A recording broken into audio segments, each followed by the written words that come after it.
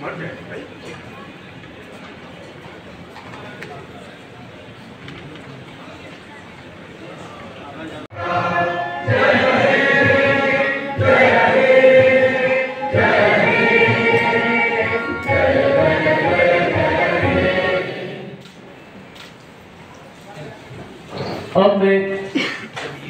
मंचस्थ मंत्रियों से करबद्ध प्रार्थना विनम्र प्रार्थना करता हूँ कि कृपया दीप प्रज्वलन काज में मैडम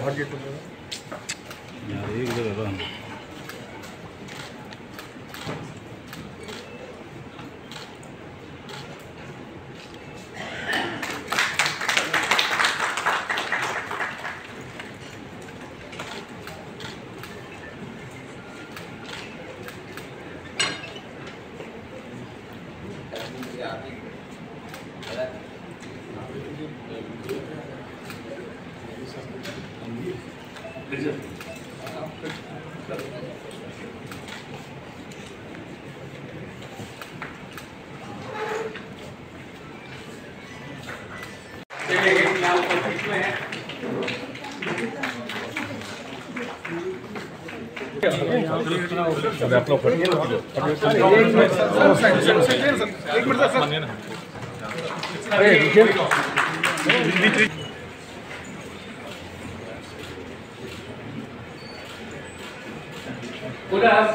कुलपति महोदय से ये आपने बड़ा अच्छा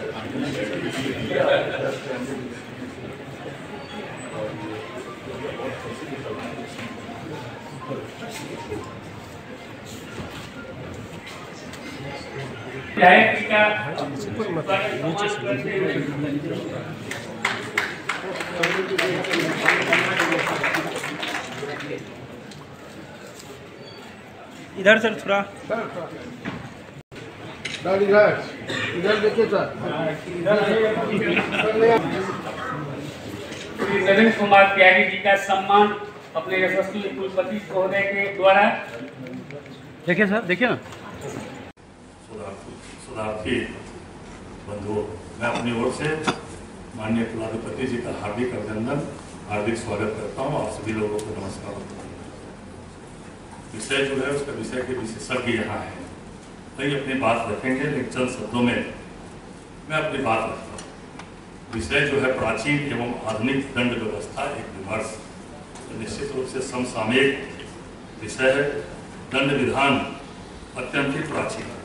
मानव सभ्यता के क्रमिक विकास के साथ इसकी गाथा भी जुड़ी। वैदिक काल में भी अपराध होने लगे थे। वेदों में भी अपराधों की श्रेणी और उसके अनुसार दंड की चर्चा है। ऋग्वेद, सामवेद सहित कई ग्रंथों में भी इसकी चर्चा। कालांतर में बौद्ध ग्रंथों में भी दंड विधान की चर्चा मिली। कौटिल्य के अर्थशास्त्र से लेकर कालिदास के अभिज्ञान संकुलम में भी और चीनी यात्री द्वैत सांग के द्वारा भी इस समय मौजूद अपराध और दंड की चर्चा है।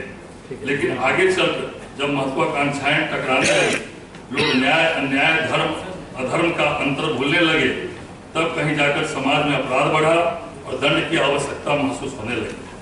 तब दंड को ही धर्म माना गया। अनुस्थिति में इसकी चर्चा है। राजा रजवाड़ा की आपसी वैमनस्यता, ब्रिटिश शासन की घुसपैठ, फिर भारत का गुलाम होना, अंग्रेजों के शासन में आपराधिक गतिविधियां बढ़ी।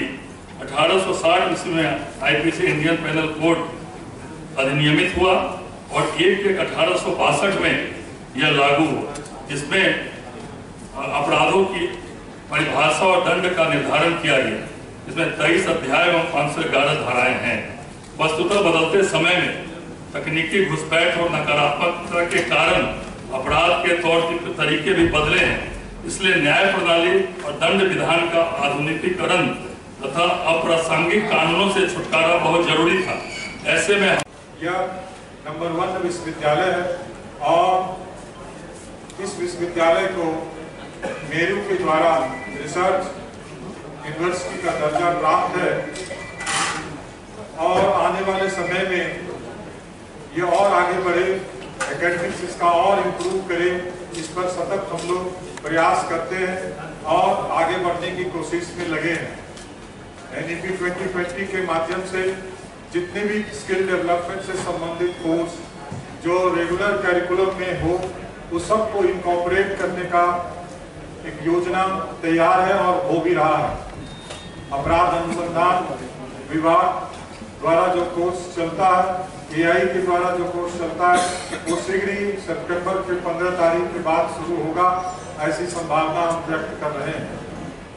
साथ में इस मंच पर आसीन यहाँ के लोकल विधायक सह मंत्री संजय जी, जो विश्वविद्यालय के विकास के लिए सतत प्रयत्नशील रहते हैं, हम लोग आपस में टेलीफोनिक टच पर रहते हैं। फिर इस कड़ी में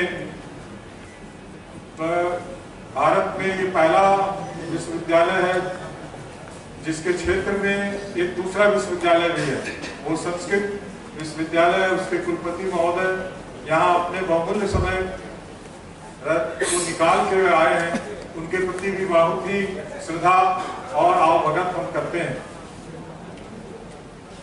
उनके पास बैठे हुए हमारे मित्र बंधु तपन जी, जो पूर्व कुलपति रांची में रह चुके हैं श्यामा प्रसाद मुखर्जी विश्वविद्यालय के, उन्होंने भी इस परिचर्चा में भाग लेने के लिए अपनी सहमति जताई।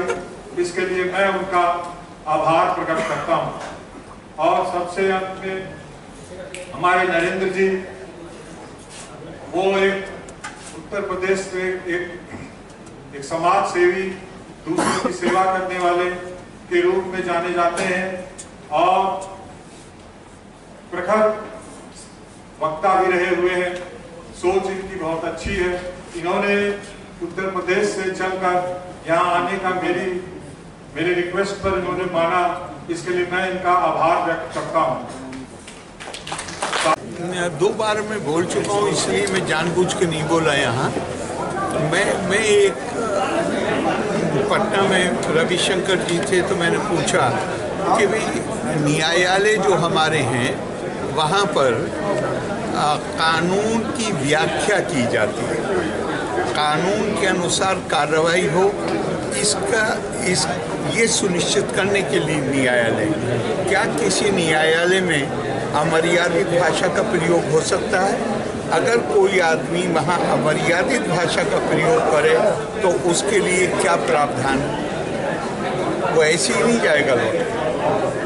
तो संसद या विधानसभा ये तो कानून बनाने की जगह है। जिस कानून की व्याख्या अदालतों में होती है, उस कानून को बनाया जाता है लोकसभा में और विधानसभा में, या मैं कहता हूँ और नीचे भी आ जाइए। क्या वहाँ पे हमारा लोकतंत्र में आखिरी अधिकार, सबसे बड़ा अधिकार जनता का है? तो जनता को बताना है ये बात कि क्या हम इसको स्वीकार करेंगे कि संसद में अमर्यादित भाषा में नारे लगाए जाएं, अमर्यादित भाषा में इस तरह से गिरी हुई जो शब्द मुझे आपको पार्लियामेंट में ये कहना है, आपने कोई बात कही जो मेरे हिसाब से तथ्यों के अनुसार नहीं है, तो मुझे क्या कहने की इजाज़त? मैं आपको झूठा नहीं कह सकता पार्लियामेंट में, मैं आपको ज़्यादा से ज़्यादा ये कह सकता हूँ कि आप जो कह रहे हैं वो सही नहीं।